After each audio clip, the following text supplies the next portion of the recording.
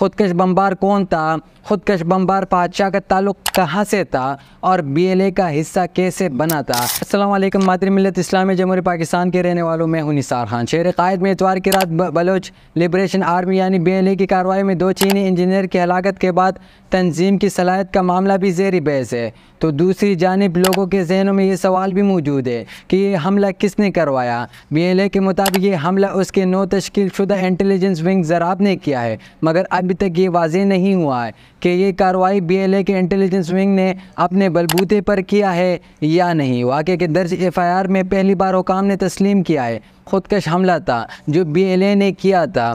Police के मुताबिक इस हमले में मास्टरमाइंड कमांडर बशीर अहमद बलोच उर्फ़ बशीर ज़ैब और अब्दुर्रहमान उर्फ़ रहमान गुल अपने दीगर साथियों के हमरा शामिल है। पुलिस का मज़ीद कहना था कि इस हमले में खुदकश बमबार की जहन साजी की गई है, जबकि गाड़ी में धमाका खेज़ मवाद गैर मुल्की दुश्मन खुफिया एजेंसी की मदद से नस्ब किया गया था। इसका मकसद पाकिस्तान और चीन के ताल्लुकात को ख़राब करना था। मगर यहाँ अहम सवाल ये है, खुदकश बमबार कौन था, खुदकश बमबार बादशाह का ताल्लुक कहाँ से था और BLA का हिस्सा कैसे बना था। इससे कबल पुलिस से काम बताने से गुरेज कर रहे थे कि ये हमला दहशतगर्दी की वारदात भी है या नहीं। अगरचे पुलिस ने FIR में मुबैना तौर पर हमलावर का नाम जाहिर नहीं किया। पुलिस हुकाम के साथ होने वाले गुफ्तगू से मालूम हुआ कि हमलावर 28 साल शाफात है और वो नुश्की का रहायशी है। क्वेटा से वॉइस ऑफ अमेरिका के नुमाइंदे के मुताबिक बलूचिस्तान लिबरेशन आर्मी BLA से ताल्लुक़ रखने वाले शाहबाद के करीबी रिश्तेदार ने नाम जाहिर ना करने की शर्त पर वॉइस ऑफ अमेरिका को बताया है कि उनका ताल्लुक़ नौशकी के बलोच कबीले बादीनी से हैं। वो नौशकी के मरकज़ी इलाके सरदार बादीनी से ताल्लुक़ रखते थे। उन्होंने बताया कि शाहबाद का पढ़ा लिखा घराना है और उन्होंने कभी ये महसूस होने नहीं दिया कि शाहबाद का ताल्लुक़ किसी अस्करियत पसंद तंजीम से है। उनके बकौल शाहबाद के वालिद को मंगल की रात उस वाक़े की इत्तला दी गई जो गम से नडाल है। शाहबाद के महल्ले से एक और रिश्तेदार ने वॉइस ऑफ अमेरिका को बताया है कि वो काफ़ी खामोश नौजवान थे और अपने काम से ही काम रखते थे।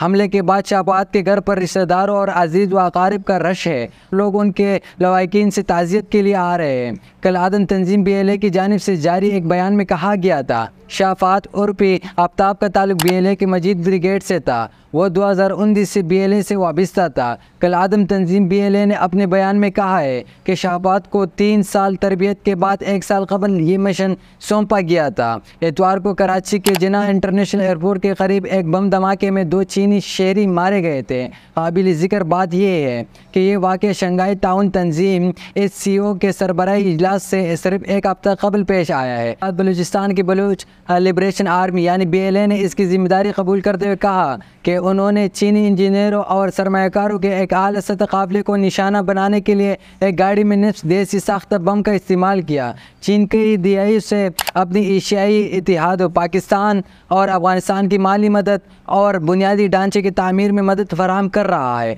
और बीजिंग ने उनकी दिफा और टेक्नोलॉजी के शोबे में भी नुमाया सरमायाकारी की है। माहिरीन ने कहा है कि अब इसके मनसूबे खत्ते में दर्जनों दहशतगर्द ग्रोह के लिए अहम अदब बन गए हैं। तजियाकार एहसानुल्लाह टेपी मसूद ने इस बारे में कहा है कि इतवार की रात होने वाला हमला बलोच लिबरेशन आर्मी और पाकिस्तान तालिबान की दड़ों के चीनी शहरी और पाकिस्तान में बीजिंग के मफादात को निशाना बनाने वाले हमलों के एक बड़े पैटर्न का हिस्सा है।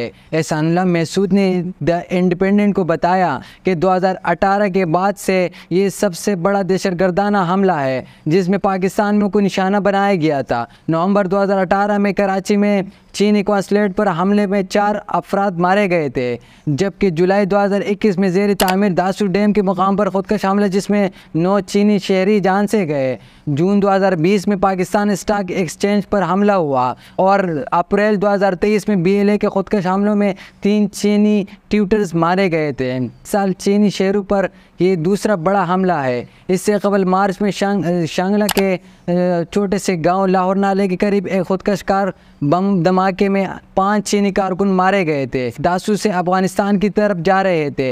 दिसंबर 2022 के हमले में काबुल के चाइना टाउन को निशाना बनाया गया और एक होटल में 5 चीनी शहरी जख्मी हुए, जहां बीजिंग के आए हुए सरमायाकार ठहरे हुए थे। मसूद के मुताबिक बलूचिस्तान अस्करियत पसंदों का प्रोपेगेंडा बलूचिस्तान में चीनी मौजूदगी पर ज़्यादा मरकूज़ है और वो उसे अपने असर व रसूख और वसाइल के लिए ख़तरा समझते हैं। उनका ख्याल है कि चीन की पाकिस्तान को माली और तकनीकी मदद के खित्ते पर उनकी हुकूमत की गिरफ्त को मजबूत करती है और उनकी सरगर्मियों और असर रसूख को कमज़ोर करती है। मज़ीद कहा गया तासुर चीनी शहरियों, सरमायाकारी और तरक्याती मंसूबों और उनके हमलों का सबब है। अब तक के लिए इतना ही, दीजिए इजाज़त, अल्लाह हाफ़िज़।